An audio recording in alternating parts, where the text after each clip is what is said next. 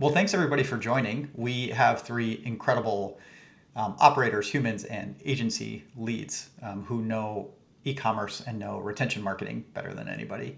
And we're going to talk ostensibly about Klaviyo's pricing change, which people are freaking out about, but I don't think we think they should be.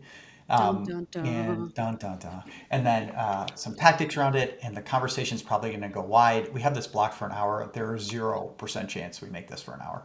So 20 minutes, 30 minutes. The minute we get bored means we're probably like 5 minutes too late of you all getting bored. So hopefully this is all right and useful. But let me get out of the way, and I'm just going to ask each of you for quick intros, both yourself and your background, how you got into commerce and into running your agency, and then candidly a little bit about your agency.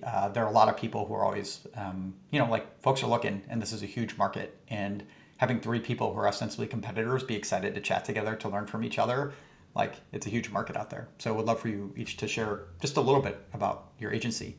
Um, Peyton, because I suckered you into doing this LinkedIn Live first. I'm giving you the honors, and then Gabrielle, and then Lennon. Thank Please, you. yeah, don't mess up. Start us off Okay, well. no sweat. Hi everybody. My name is Peyton Fox. I own Sparkbridge Digital.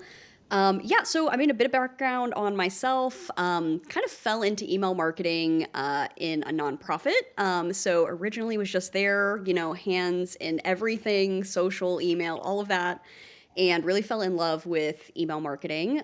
From there, kind of moved into a few different e-commerce brands, working in-house on marketing teams, and then officially decided to break off, do my own thing, and work one-on-one with a variety of brands. So that is kind of the infancy of how Sparkbridge got started, just me consulting, working one-on-one with different e-commerce brands, but my specialty does really lie in helping e-com brands scale their email, design beautiful emails, find opportunity for some really smart segmentation strategy. Just optimizations galore is kind of our go-to piece.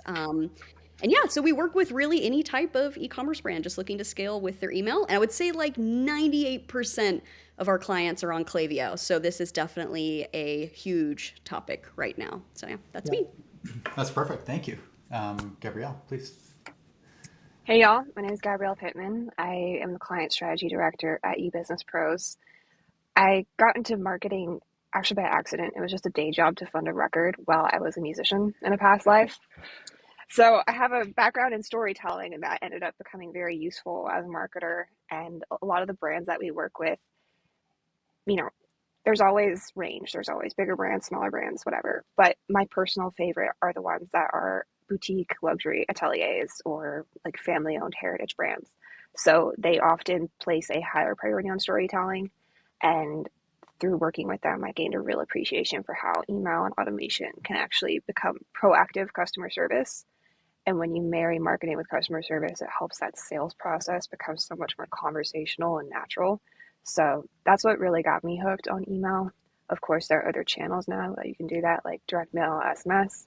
Yeah. But eBusiness Pros has been in the e-commerce space since 2000. Our founder sent his first Black Friday email in like 96. So we've been doing this a long time, and we've decided that Klaviyo is the best platform to be working with. And so we've niched down, and our retention focuses on that platform. I love it. I've had the pleasure of spending time with the founder, and it's been very eye-opening and insightful. And it's awesome to talk about like the history of things. So it's great. Thank you, That's great to hear. Lennon. Last, arguably not least, it's unclear. We'll suss this out by the end of the call, but please. Sure. So hi everyone, I'm Lennon. So I got into this by first starting a brand, Espresso Box, that this was in 2014. It was a subscription box business where we send men's clothing attire, ties, socks, pockets, squares. Um, it grew pretty sizable. It got to tens of thousands of active customers, and in there was pretty much my experience where most of it came from e-commerce. So I was very technically focused at the moment. So I built a lot of the back end piece to it. This was early on when Shopify was really like a new thing. Klaviyo was also at its infancy. So a lot of our tech stack didn't really talk to each other. It was just us kind of crazy gluing, MacGyvering, something to work together. So this is where I got really in depth into the Klaviyo documentation, the APIs, building that back end, making sure that things communicated. We worked with a numerous amount of agencies. There were some great talent out there, but we never felt that things were being done exactly the way we wanted to. So we ended up bringing that in-house, where we ran a design team and we did email strategy and kind of led most of it, where we mainly had somebody from an agency provided some advice. In there, I learned a lot. We eventually sold that business. I pivoted more towards, I guess, helping other companies kind of transition to retail. I mean, not retail, from retail to e-commerce in during the COVID phase, and then that eventually morphed into an email strategy agency. Klaviyo is our most beloved, I guess, brand that we work with, just because they really are open. They really make a lot of bringing data in, sending data out. It's easy to work with, so it gives me the right tools for us to use. Cool. As for my agency, we're a small boutique agency. Like we used to work at a previous place, and then we spun off. But we're a small boutique agency with the intention of really focusing a lot on quality as opposed to quantity. So I really try to make sure that both our account manager and the brands that we work with really match up with each other, and try to provide that level of detail that I would love if I were a brand owner, and when I did. Um, but yeah, that's kind of sums it up for us. Per usual, this is where my team's like, "Hey, you're on mute. Stop being an idiot." So I go on mute a lot because there are noises. Um, Lennon, thanks. That's awesome. Super quick background on me. Ran a brand starting in 2010. Sold it. Not a great outcome, but very cool for the brand to still exist. It was kind of like that early vintage of Shopify brands that like did great, and then all the other ones kept doing great, like the Bombas and the Warbies, and then I was like, phew. So a lot of lessons learned that I can share, and then just been in commerce tech for a long time. Started co-founded a company called Passport that does globalization and international shipping for a bunch of D2C brands, and was the president at Loop Returns, and very happy to be one of the co-founders of Arita. I won't talk much about what we do. That's not the point, but like help brands get the most out of their Klaviyo is kind of the TLDR, and we work with these three agencies and a bunch of others. All right, I'm gonna jump in. Actually want to like start, and Lennon, I'm going to start with you, just kind of, and then we can just, not everybody, this needs to answer each question. If you've got something great to say it. If not, but like, if you think about the space right now, like last week, Klaviyo announced their new pricing, right? They announced it to us all a couple days earlier before they made it public. And there's like, for lack of a better term, there's a lot of fear. It's like, oh my God, the price is going up. What should we do? And like all this is going on. I'm curious for you, like, what are some of your clients' biggest fears? And like, let's just start with that, because like, I kind of want to get everything out on the table, and then like, we can kind of break it down. But then obviously Peyton, Gabrielle, if you have anything else you want to add, please do. But Lennon, to start with you. Sure. So I guess the initial message that everyone received is just shocking, because you do think your prices are going to go up.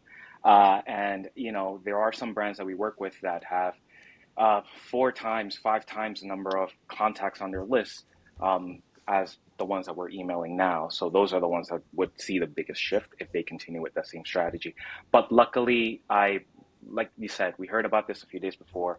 So the first thing I did was just go in there, start creating segments to really showcase who exactly is active, who exactly is not active. And then once we started getting on calls with these clients, they actually responded very well, because it became very clear that, if you do this right, if you do email marketing right, you are most likely already focusing on a certain small group of people and not the full list. The days of batch and blast are pretty much over.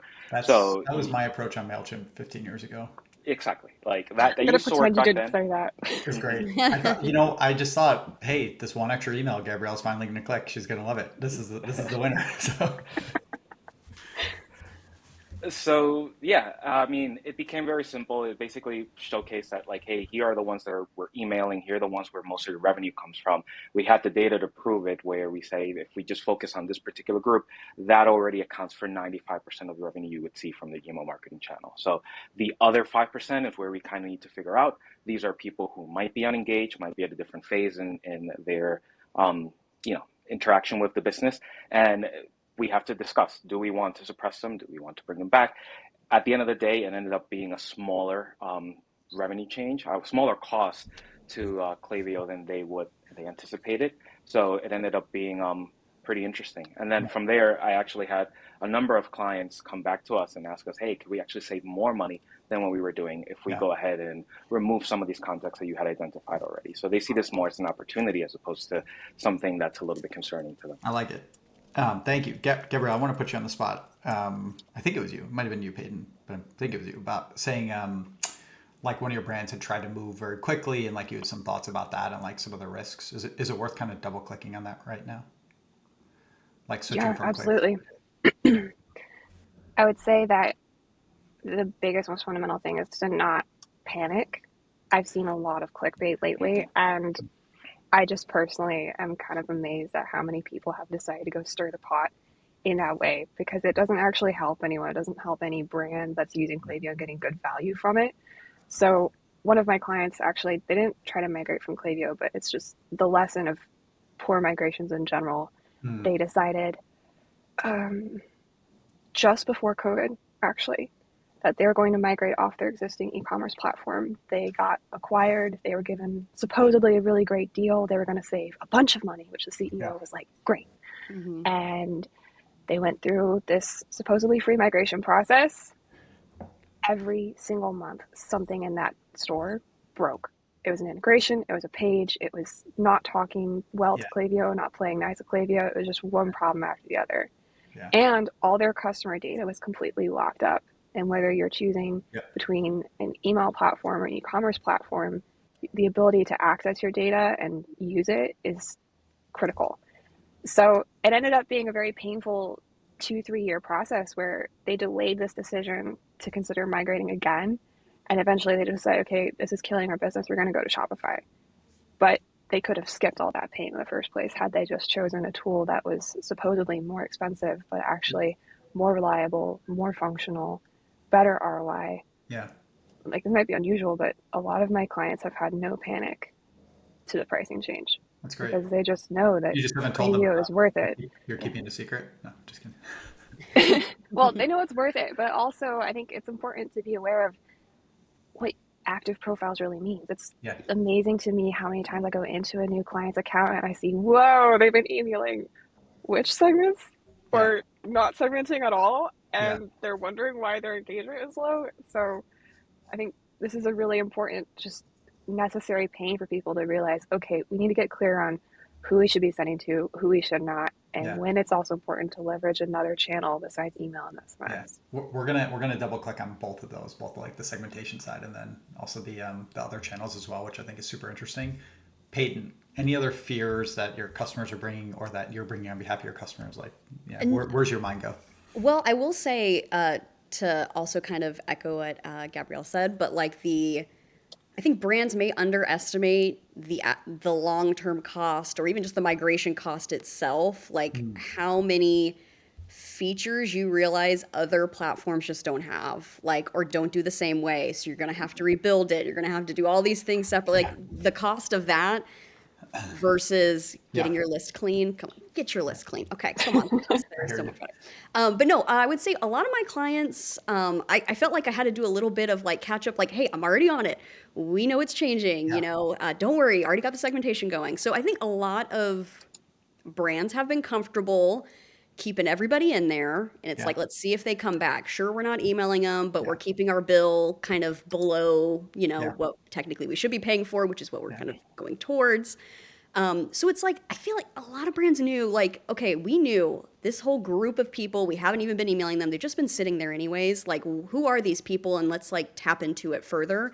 So now we're kind of just in that next stage of like, okay, how can we get more strategic? Who are these people we haven't emailed in 120 plus days? Who is this group? mm, Why? And maybe there's some life in there, and maybe there's some re-engagement that we can start spilling out, yeah, or truly we have, maybe there was, I think this is a common trend. A lot of brands I think might have this issue, but doing giveaway partnerships, doing, list shares, things like that are just like bogging down yeah. your list. They're completely unengaged. They don't even know who you are. They Come shouldn't be on, there, Lifters used to be so much fun. This is like the Wild Oh, West. It was terrible always. Yeah, so now it's, I think, again, not surprising, I think, for yeah, a lot of brands, but still the concerns there of like, okay, what's next? And yeah, I think a lot of brands are in yeah, that space of like, I don't want to completely purge my list. Like, yeah. how can I go about it strategically? It's kind of that next step.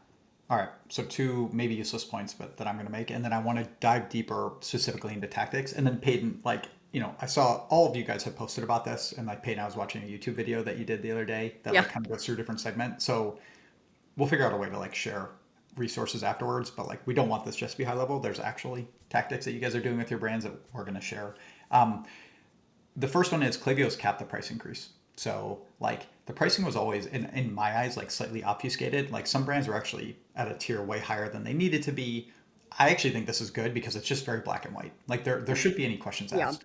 And they've capped the price increase at a reasonable growth for like a great tool, right? Hmm. We are like agnostic. Arita, myself personally, like I know that many of the other email providers, there are like awesome tools out there. So this isn't like Klaviyo the best, somebody else, but specifically within Klaviyo, they've capped it. They've made it black and white. I think the other point that like seems to get lost as people are freaking out about this is like you don't sign up to Klaviyo to save money. Same way you wouldn't sign up for Yapo Mail or Braze or Attentive. Like your goal should not be how do I shrink my bill? Because if you want to shrink your bill, just don't send email, It's right? like your Hmm. electricity. Are you going to stop paying for that utility just Yeah, it's because it That's a like good goes up a analogy. few? Yeah. that's right. But it's also Hmm. just like it's a wrong optimization. The optimization is profitable growth, right? And like when we started Arita, it was very funny because people are like, how does Klaviyo feel about you? How does it Herbal? How do these other guys think about you?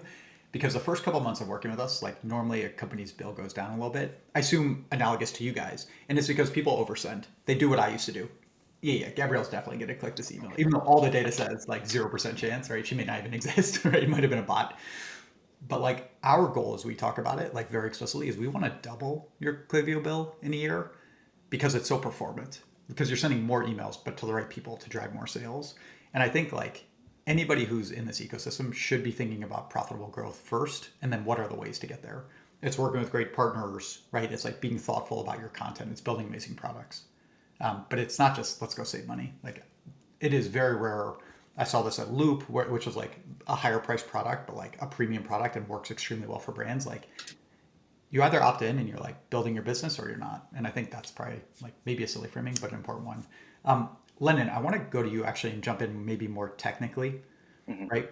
Um, can you talk a little bit about using Klaviyo's APIs? Like, I think this is going to go very technical, and then we can step back a little bit. But Yeah. like the spirit of how you think about this, what problems you're solving, and what you can actually do once you start to get into the back end of Klaviyo.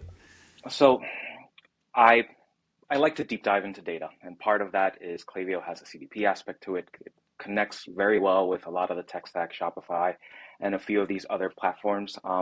So there's a lot of data coming into it. So how can we leverage that data in a way that's automatic? I don't want to just throw people into a bucket and say, hey, these 100,000 people need to be suppressed all at once and treat them all the same. Because we know in reality, there's different values to each one of these users. So that's really where it comes into play, where if we can create segments behind the scenes, just giving different, I guess, rankings to each of these users.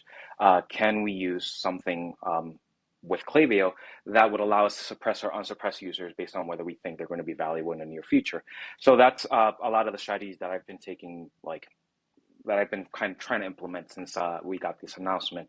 I think the main one, for example, is if we know that a person is in a purchase cycle that is very long, like let's say like a jewelry client who might have a customer who buys maybe once a year for like anniversaries or things like that, does it make sense to them to send emails at like day 180 or 270, or do you want to wait until the full year? So that's where we can create a segment saying, hey, if a person has not engaged with us in a given time period, let's just suppress them temporarily, and maybe we send a few flows in between. But there's Klaviyo's API system, which allows you to do this well behind the scenes. So you can create webhooks inside of Klaviyo flows that can communicate back with Klaviyo and say, hey, this customer needs to be suppressed.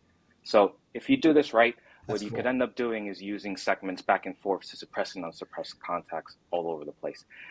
It has to be strategically done. I actually am going to talk to Klaviyo to see if there's a way to make this a little bit easier, because it does require API, it does require a little bit of technical Yeah. knowledge. I'm pretty sure they could just make a little, like similar to how we update profile settings, where you should just be able to say a person should be suppressed or remove the suppression if they were manually suppressed before. But if done right, then you can unsuppress a person, let's say when it's time to do their 1 year like purchase anniversary, instead of just keeping them there for an entire year. I'm more concerned about clients permanently suppressing users as opposed to just, like I want to be proactive about this because I think where this is going to go wrong is that people are going to say, hey, if you haven't engaged in the last 180 days or whatever the time period is, let's just throw you into this bucket and then we'll never reach out to you again.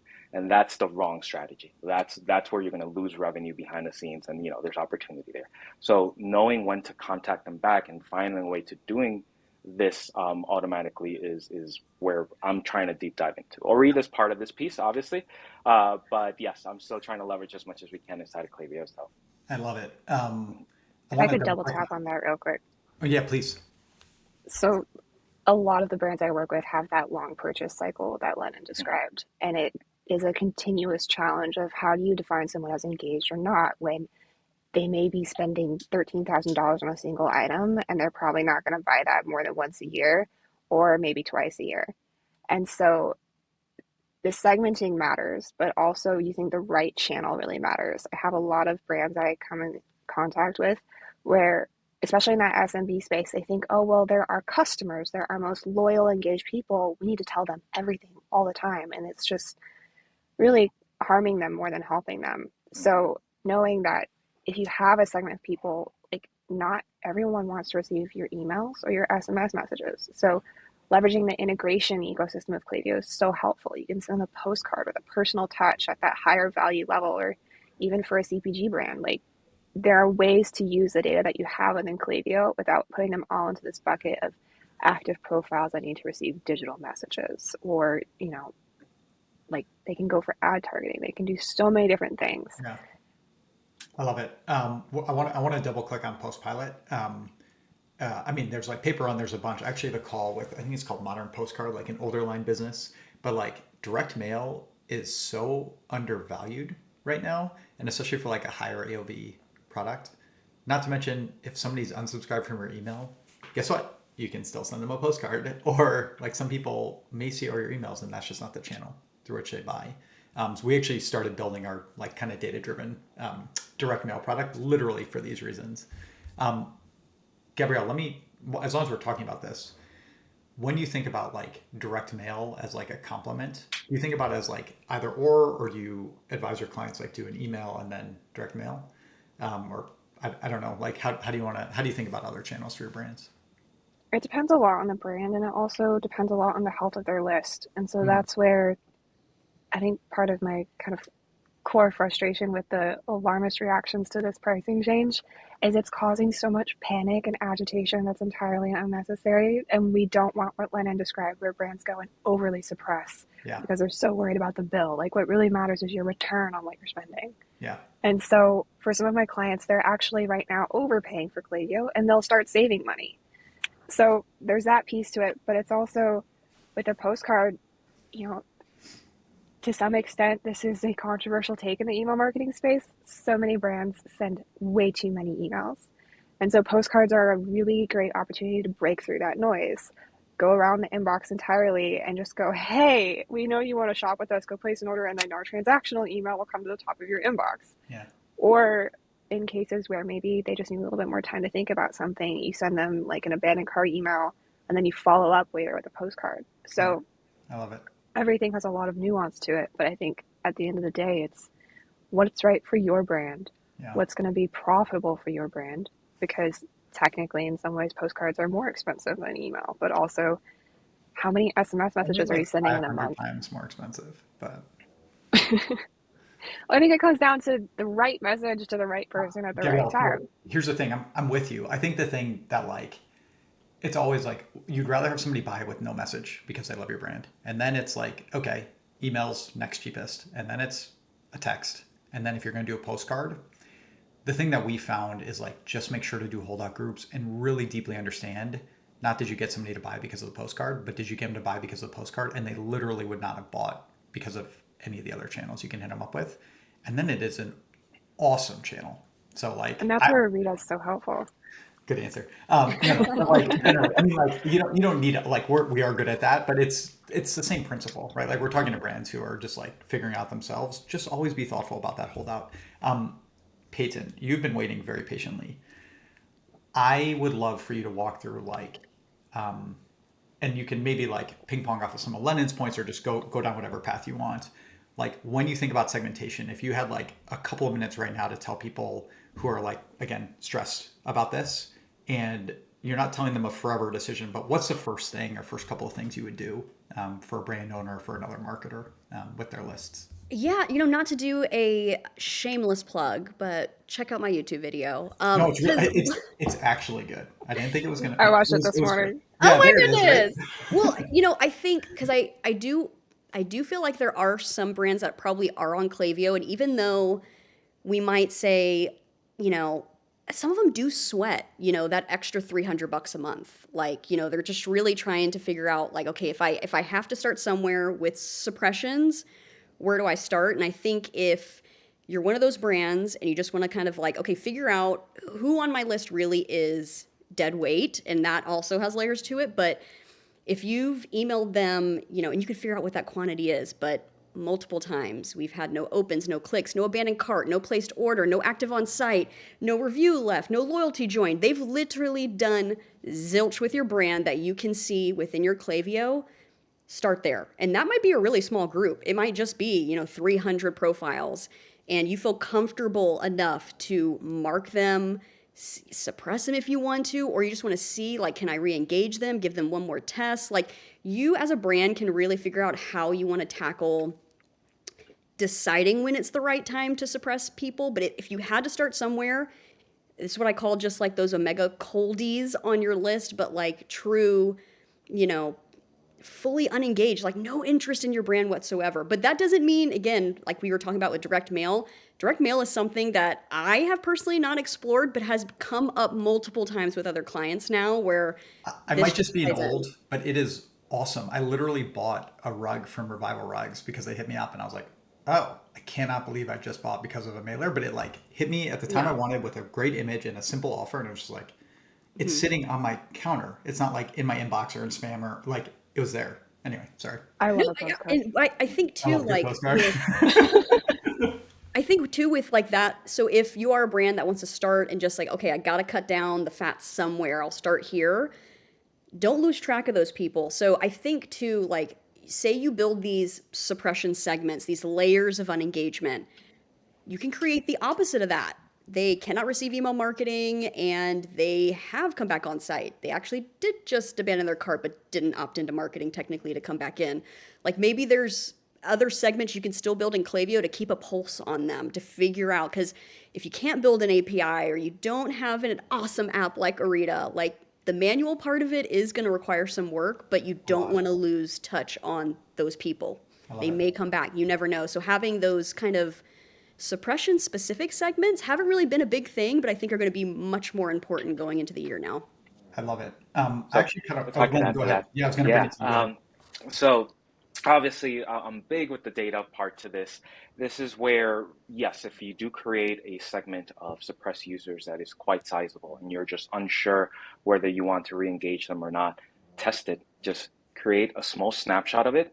If you have Yeah. 100,000 profiles within a list, create maybe 10,000, bring them back, test the waters with them, and that'll give you a good determination as to whether it's valuable to re-engage with the other remaining 90,000. So it's really about segmentation and testing, testing, testing. Lennon, I'm actually, oh, go ahead. keep going, and then I'll follow No, up. I'm actually asking my clients to not just give me a set budget, like, hey, this is the active profiles. Like, give me a little bit of wiggle room so that way I can test the waters behind the scenes, whether Yeah, it's 10%, 15%, whatever they're comfortable with. That way we can kind of play within that range. And if I have a gut feeling, knowing their calendar, seeing what their marketing strategy is, then I'll go ahead and use that opportunity to re-engage with some segments that we might have not otherwise have included.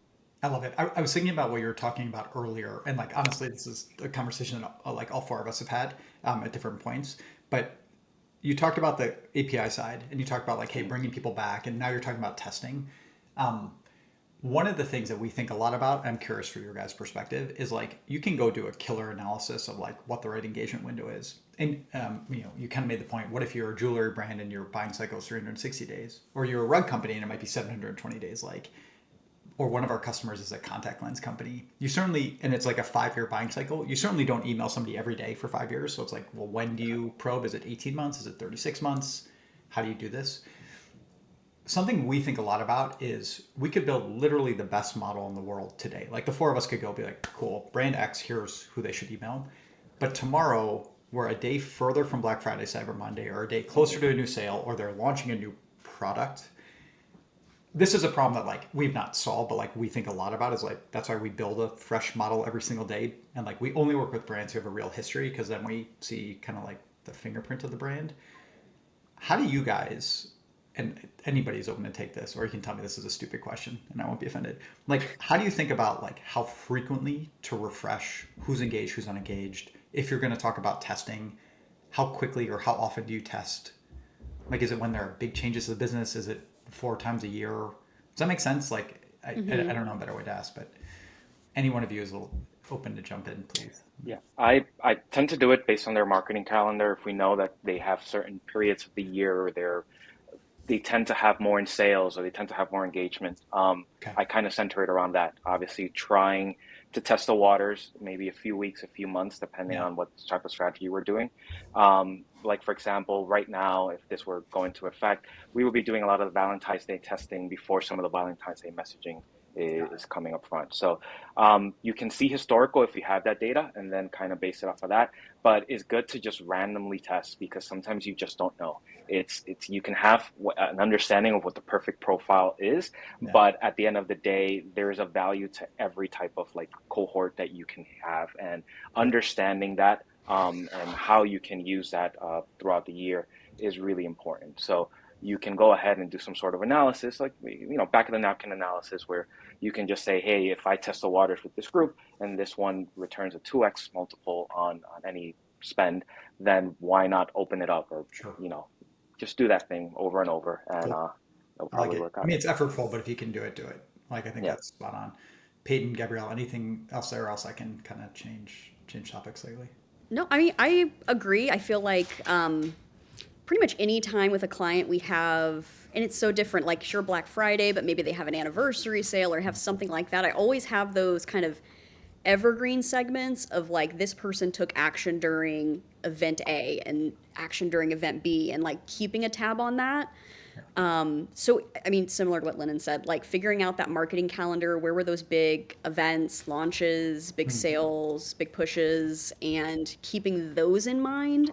Because you definitely don't want to have like a group that you consider unengaged when technically, yeah, like the only time they ever engage is when it's time to shop on Black Friday and that's Yeah. it. So you don't want to necessarily purge them from your account, Yeah. right away, We, So yeah, go ahead, we Gabrielle, if you talk a have lot anything. about like if it's September 30th and somebody shows like moderate engagement, but there's a risk of unsubscribing, and you're certain within 4 weeks, 6 weeks in that case, they're going to be like super duper engaged. Sometimes it's just worth not emailing them, right? And we talk about this, and I don't think we figured out the right phrasing, but like we never want somebody to optimize a send. We want them to optimize a program. And I know you guys, like as strategic folks, obviously think this way, but I definitely run into this with some customers where they're like, hey, we just need number to go up. Like this week's email needs to perform better than last week's. And I'm like, but what if this week's could perform quote unquote worse, but then in a month you could make 2x more money? I think with with this new clear pricing, I actually think there will be more discussion around like how do we get the most out of our program, because people will be much more fine tuned into like, I don't know. That's my hope at least. I don't know. I'm It's saying one of it, the but yeah. No, you're right. I think Peyton kind of mentioned this, that I think the biggest problem I see with a lot of the accounts that I tend to audit is Yeah. over emailing contacts, and honestly, if I buy product A from you today, I don't want to receive an email from you every day of the week for the next 90 days. It's Exactly. just you'll lose me as a customer. I'll quickly unsubscribe and I'll just resubscribe Yeah. when I want the product again. So it's really about creating a long lasting relationship. Yeah. And that sometimes comes with spreading things out, like just understanding when they're opt to engage a little bit more and just managing around that. So I love it. yes, right before Black Friday, it tends to be calm. Everybody's waiting for the Black Friday sale. Yeah. Do you really need to email them every day Yeah. they know that you're gonna sell something, in a And few I weeks? think So that's like yeah. also true if you have a new product line coming out soon. Like, don't create Hmm. excuses for people to unsubscribe by sending them saying that they don't want to hear. Like, Correct. message when they want Yeah. to hear it. Gabrielle, I feel like I cut you off though. You had something you wanted to chime in with. Go ahead. Thanks for that. Yeah. The customer's experience really just should be what drives everything. at Yeah. the end of the day. And That's that's it. part of why I say that so many brands send too many emails, and also why that customer service perspective really needs to be attuned to what you're doing in marketing, because excluding the right people is just as important as including and targeting the right people in Mm. your sends. And so at the end of the day, your segmentation strategy is going to shift, but what should be guiding that at the core is the content. And one thing that my team has particular expertise in is working with brands that never offer discounts ever, Mm. like zero. Great. And I'm not exaggerating when I say that. So we also work with brands that send discounts. They have a site with a sale that literally never ends. And then we say the sale's ending soon. And, in the back of my head, I'm Every like, we need to Wednesday. find different messaging for that because it really doesn't work. And so, as they've worked with us longer, we've gotten them to come around to just I being love like, it. okay, let's be honest. Let's not say it's ending soon, but Yeah. let's say, hey, you want it before it goes out of stock, things like that. So at the end of the day, it's about the experience of a customer interacting with your brand. Do they want to feel like you're annoying and you're saying them the wrong thing that's not relevant to them too many times in a day? Or do they want to feel like you're, as Peyton actually really brilliantly described it last year in this content piece that we created, like you're their best friend. I You're love it. saying something that's helpful, relevant, useful. And so whether you're retargeting them with an ad or sending them an email, how you choose to suppress or prioritize people, like sometimes your most loyal customers actually just need some breathing room. You gotta just hold off. And then if you have a really particular, interesting, like one jewelry brand I work with is a lovely silver, gold, gemstone Western accessories brand. And they ended up having a partnership with several country music celebrities this past year. Mm. And I'll protect their privacy for now, but it was an extraordinary special story that needed to be told. And so that's something that goes to everyone regardless of engagement in the last 30 days. But, within reason, we're going to exclude people where appropriate. And Yeah. so that's an example of where you time things around the content, not just the sale. I love it. We talk all the time about like take off your email marketer hat and put on your consumer hat and don't be the brand that annoys you. Like be the brand that's timely and interesting. And like, yes, your best, like whatever it is appropriate for the brand, but like message the person when they want to hear from you. Okay. Peyton, I wanted to ask you quickly if you have thoughts on like cycling through contacts and hitting active profile, like more tactically. How are you thinking about that with your brands right now? And then I'll have one more question. I think we can probably wrap at that point. But Yeah, and sorry I'm moving. you My don't need dog to has talk. decided to head to the basement. Why Invite not? your So let me dog. open this door real quick. This is great.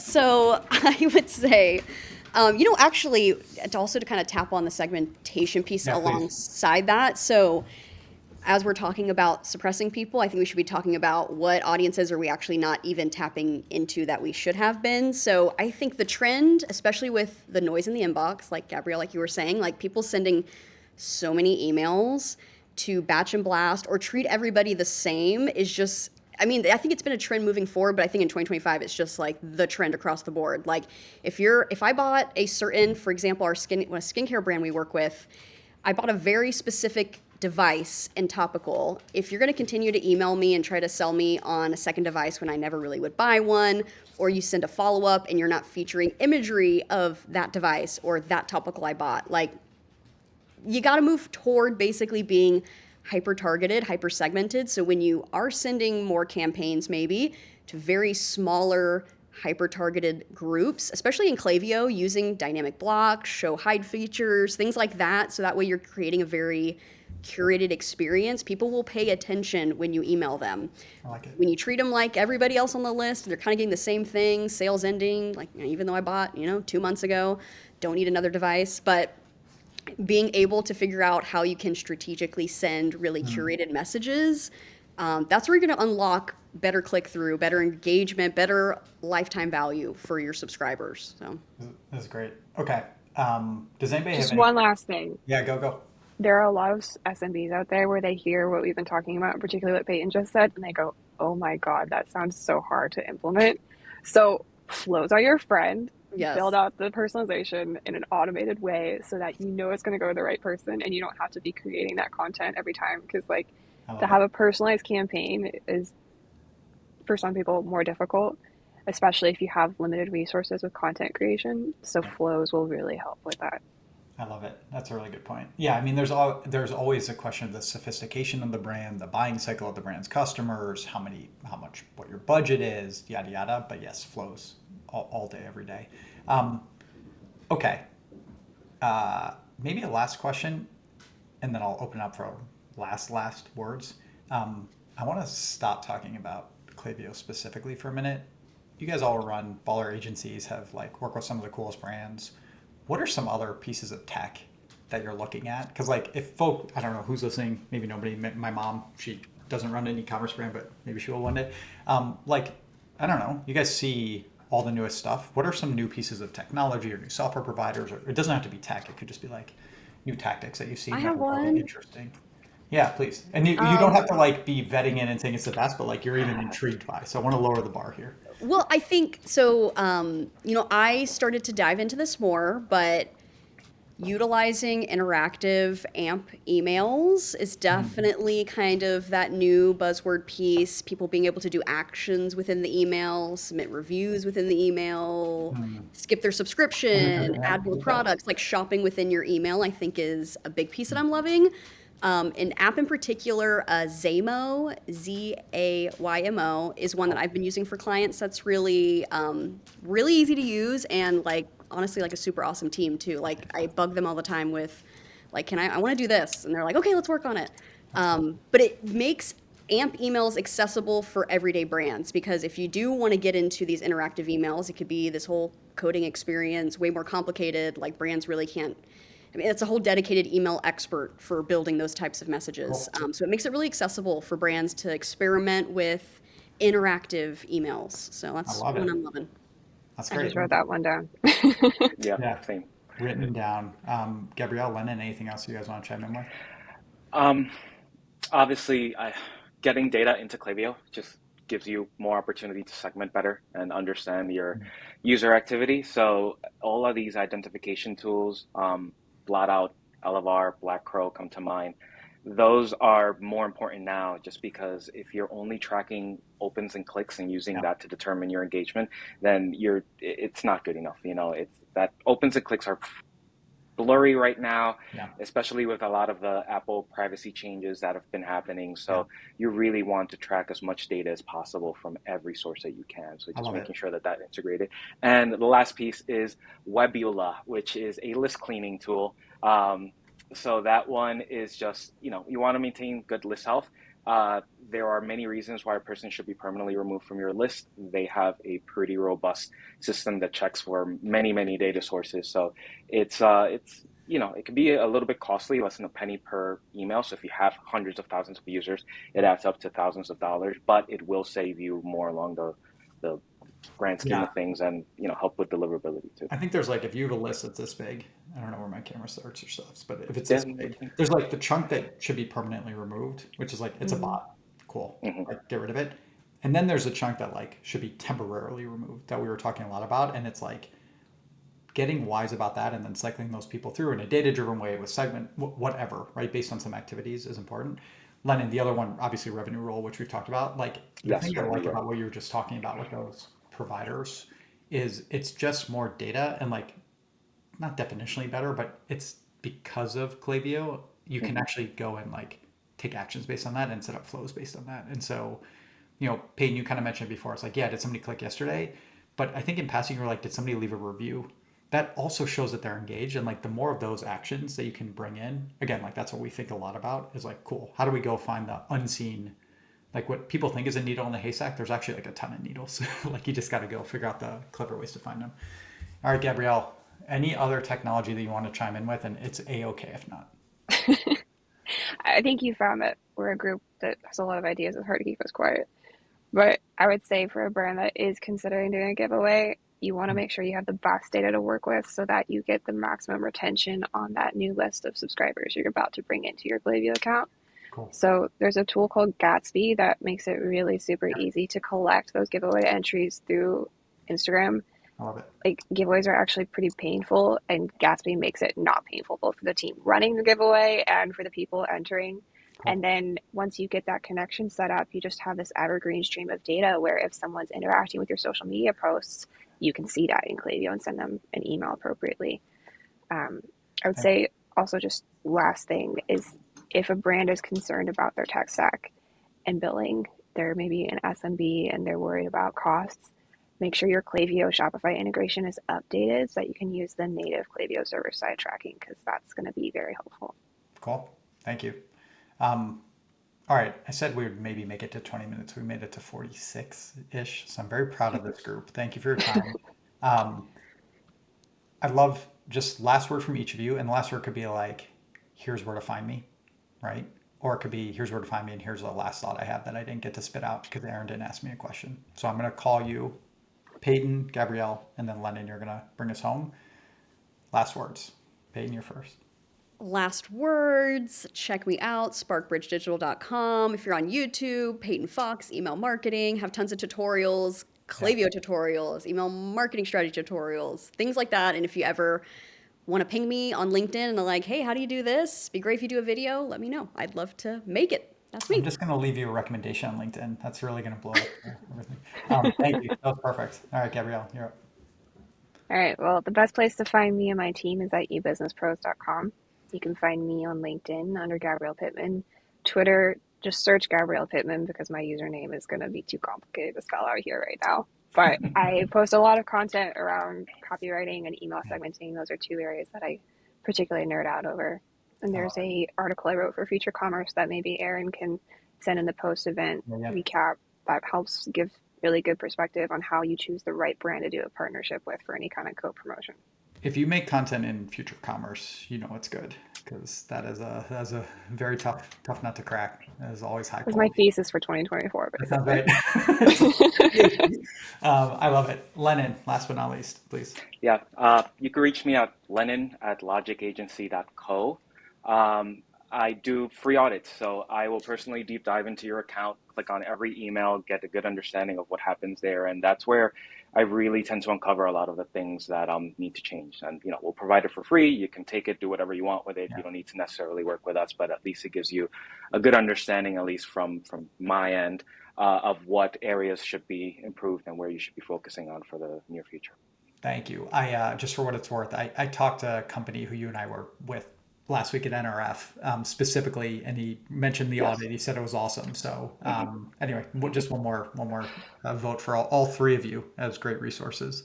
All right, thanks everyone. This was great. Appreciate your time and appreciate all the insights. Take care. Thanks for having us. This was fun. Thank you. Bye, guys.